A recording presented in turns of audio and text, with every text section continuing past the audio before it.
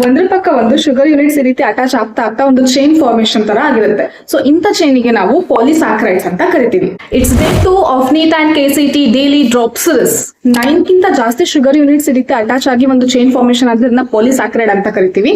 So ಇದರಲ್ಲಿ ಒಂದೊಂದು sugar units monomer ಅಂತ ಹೇಳ್ತೀವಿ. ಸೊ ಈ ಮೋನೋಮರ್ ಅಂದ್ರೆ ರಿಪೀಟಿಂಗ್ ಯೂನಿಟ್ ಒಂದೇ ಶುಗರ್ ಇಂದ ಆದ್ರೆ ಅದನ್ನ ನಾವು ಹೋಮೋಪಾಲಿಸ್ಯಾಕರೈಡ್ಸ್ ಅಂತ ಹೇಳ್ತೀವಿ. ಸೊ ಸೆಲ್ಯುಲೋಸ್ ಮತ್ತೆ ಸ್ಟಾರ್ಚ್ ಅಲ್ಲಿ ಮೋನೋಮರ್ ಯಾವುದು ಅಂತಂದ್ರೆ ಗ್ಲೂಕೋಸ್. ಸೊ ಸ್ಟಾರ್ಚ್ ಅಲ್ಲಿ ಏನಾಗುತ್ತೆ ಅಂದ್ರೆ ಈ ಚೈನ್ ಇದೆಲ್ಲ ಹೆಲಿಕಲ್ ಫಾರ್ಮೇಶನ್ ಆಗಿರುತ್ತೆ, ಅಂದ್ರೆ ಈ ರೀತಿ ಟ್ವಿಸ್ಟ್ ಆಗುತ್ತೆ. ಸೊ ಹಾಗಾಗಿ ಇದರಲ್ಲಿ ಅಯೋಡಿನ್ ಮಾಲಿಕ್ಯೂಲ್ ಹೋಗಿ ಅಟ್ಯಾಚ್ ಆಗೋದ್ರಿಂದ ಇದು ಬ್ಲೂ ಕಲರ್ ತೋರಿಸುತ್ತೆ. ಬಟ್ ಸೆಲ್ಯುಲೋಸ್ ಹೆಲಿಕಲ್ ಫಾರ್ಮೇಶನ್ ತೋರಿಸೋದಿಲ್ಲ. ಸೊ ಹಾಗಾಗಿ ಇದರಲ್ಲಿ ಅಯೋಡಿನ್ ಮಾಲಿಕ್ಯೂಲ್ ಹೋಗಿ ಅಟ್ಯಾಚ್ ಆಗಲ್ಲ. So that's why it will not show any blue colour. Cellulose plant cell wall ಅಲ್ಲಿ ಇರುತ್ತೆ, ಕಾಟನ್ ಫೈಬರ್ ಅಲ್ಲಿ ಇರುತ್ತೆ, ಮತ್ತೆ ಹಾಗೆ ಪೇಪರ್ ಮಾಡ್ಲಿಕ್ಕೂ ಕೂಡ ಇದನ್ನ ಯೂಸ್ ಮಾಡ್ತಾರೆ. ಸೊ ಸ್ಟಾರ್ಚ್ ಎಲ್ಲಿ ಇರುತ್ತೆ ಅಂತಂದ್ರೆ ಪ್ಲಾಂಟ್ಸ್ ಫುಡ್ ಸ್ಟೋರ್ ಮಾಡ್ಕೊಳ್ಳೋದೇ ಸ್ಟಾರ್ಚ್ ಫಾರ್ಮ್ ಅಲ್ಲಿ. ಥರ್ಡ್ ಗ್ಲೈಕೋಜನ್, ಇದನ್ನು ಕೂಡ ಗ್ಲೂಕೋಸ್ ಇಂದಾನೇ ಆಗಿರೋದು. ಬಟ್ ಅನಿಮಲ್ಸ್ ಅಲ್ಲಿ ಫುಡ್ ಸ್ಟೋರ್ ಮಾಡುವಂತಹ ಶುಗರ್ ಯಾವುದು ಅಂತಂದ್ರೆ that is glycogen. Fourth inulin, ಇದರಲ್ಲಿ ರಿಪೀಟಿಂಗ್ ಯೂನಿಟ್ ಯಾವುದು ಅಂದ್ರೆ ಫ್ರಕ್ಟೋಸ್. ಇದು ಪ್ಲಾಂಟ್ ರೂಟ್ ಸೆಲ್ಸ್ ಅಲ್ಲಿ ಇರುತ್ತೆ. ಕೈಟಿನ್, ಇದು ಆಗಿರೋದು ಎನ್ ಅಸಿಟೈಲ್ ಗ್ಲೂಕೋಸಮೈನ್ ಅನ್ನುವಂತಹ ಮೋನೋಮರ್ ಇಂದ.